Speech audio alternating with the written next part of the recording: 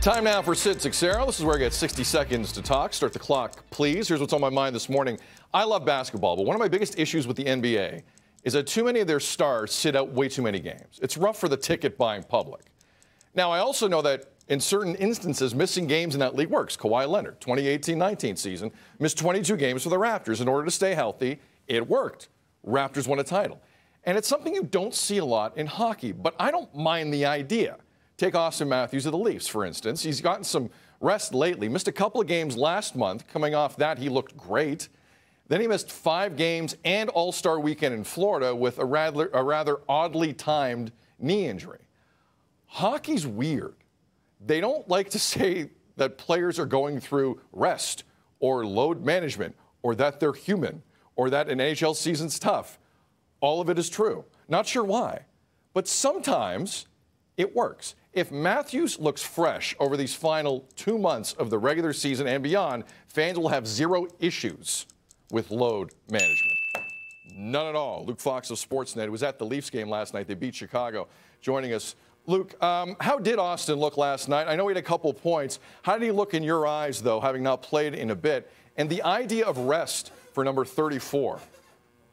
Yeah, he looked absolutely fantastic, Sid. I mean, it's pretty hard not to look good when you're playing against the Chicago Blackhawks, but he ripped his patented wrister for a goal, set up another one, and what was really impressive to me is he actually designed the play that William Nylander scored off the opening faceoff 9 seconds in. He didn't get a point on that one, but it was something Auston Matthews took the time to design before puck drop. And it just shows that how refreshed and how engaged he was coming back from injury. He has said that those first games back are not a problem because you're running on adrenaline. He said the next game back, which will be Saturday against Montreal, is a little bit tougher. So rest in general, Luke, as a weapon in hockey. You know, we go back a couple of years ago, Nikita Kucherov of the Tampa Bay Lightning missed the entire season essentially with an injury. And then once there was no salary cap to worry about, he came back and was one of the best players we saw in that postseason. Should hockey players be doing this way more than we're seeing? It happened with Patrick Kane back in the day during one of the Chicago Blackhawks runs, too, where he missed a bunch of time and came back on fire in the playoffs.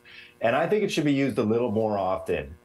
It's that tricky balance, right? You don't want to cheat the public who are paying hard-earned money to go buy a ticket and they want to see the superstars. But hockey has a culture where you're almost shamed into missing a game. And I think it could be used a little bit more, especially in the Leafs situation where everything matters in the playoffs. Health has to be a priority. If a guy needs a day off here and there, I say take it. Hear, hear, Luke. You are 100% right. You're right. There is a shaming. There is a rest shaming that goes on in hockey. I don't understand it. Look, if you're charging what the Leafs are charging for tickets, I can understand that being a story. But in some other markets, I don't get it. As Luke said, Leafs next up for them. Habs, Saturday night, hockey night in Canada. Always special. Luke, good stuff, man. Appreciate you. Thank you. All right, take care, Sid. Thanks. Luke Fox from Sportsnet. Follow him on Twitter. If you're not, you are not doing hockey Twitter right.